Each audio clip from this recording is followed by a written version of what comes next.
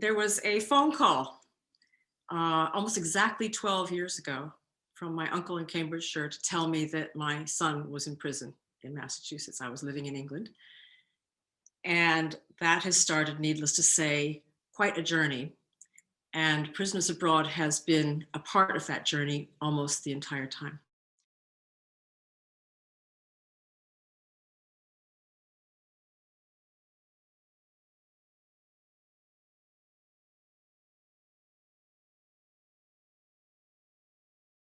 One of the main things that I've seen Prisoners Abroad do is to help people realize that, first of all, you care about everybody, no matter what the heck they did. It's hugely important that you're not judgmental. On the issue of deciding to put Prisoners Abroad in our will, it was what they say is a no-brainer for us. Yeah.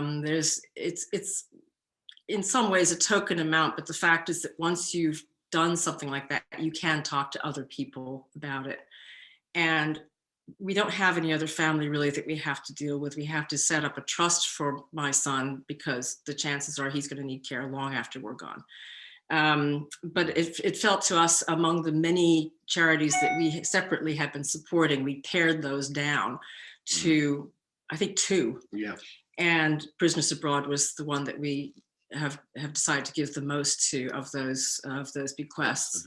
It's not because we want to have a special benefit for ourselves. It's just because we know that there are so many people in our situation who are getting older by the minute, and they've got relatives who are going to be in trouble for a long time.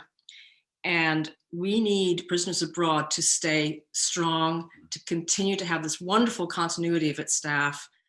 I want to see you beautifully supported, both in individual giving and in legacy support, so that you can keep doing this for as long as it's needed, which is forever.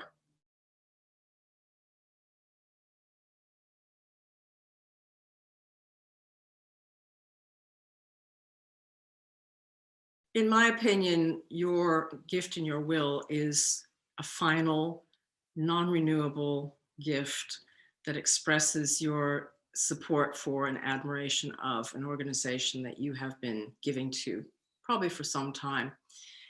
And we support all sorts of organizations, but you need to decide which ones really have kind of touched your heart. Yeah. Also, which ones are hard for other people to understand and to support. It's not an easy organization. It's not like Sick Kittens or the Heart Association or the Red Cross. They do mass mailings for legacies, and they get them, which I still find a bit surprising that people just give a legacy gift first and not at the end of a relationship with an organization. But I think Prisoners Abroad more fits that mold of people having got to know it, to understand its ethos, to understand its non-judgmental and extremely professional character. And that because there are not a huge number of us who get Prisoners Abroad, I think it's almost incumbent on people who have been regular donors to at least consider putting the organization in their wills. Yes, and I have to just add to this.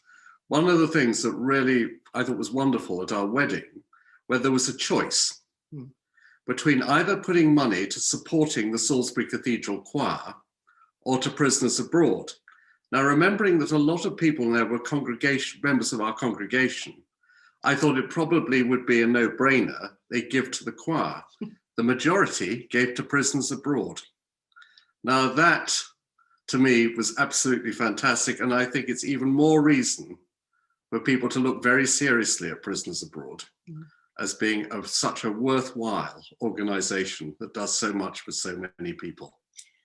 Finally, I think that putting the organization in your will is, as you said about the Salisbury Cathedral collection, it's an act of witness. Yeah. So it's not just a matter of doing it privately, it's a matter of talking about it.